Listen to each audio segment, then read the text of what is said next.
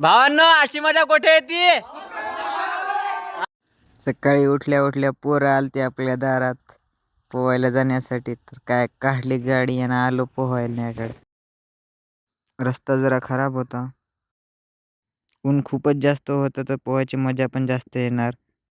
वाह क्या लड़का है. ओमकार भाऊनं खाली पहिली उडी. भाऊ पाणी पाहूनच उभा राहिला. पोहता पोहता भाऊला आला ना अंबानीचा फोन. गरमी जास्त होऊ लागली म्हणून मी आपण टाकली उडी. उडी खाल्या खाल्या पाणी गेलं ना नाकात. पोहण्याचा आनंद फक्त गावाकडल्या मुलांनाच येऊ शकतो. बारक्यानं पण खाली न उडी. ओमकार भाऊनं केला ना जुगाड आणि बांधली ना कॅन भाऊच्या कमरेला. हिम्मत करून भाऊ उतरला ना विहिरीत. उतरल्या उतरल्या भाऊ झाला ना थंडा. पोहणं झाल्यावर आलो आंबे खायला. आंबे खूप होते पण वरती होते. मग काय उचलला दगडानं हाणला आंब्याला. पडले 2 आंबे. खाण्यापुरते आंबे घेतले आणि आलो.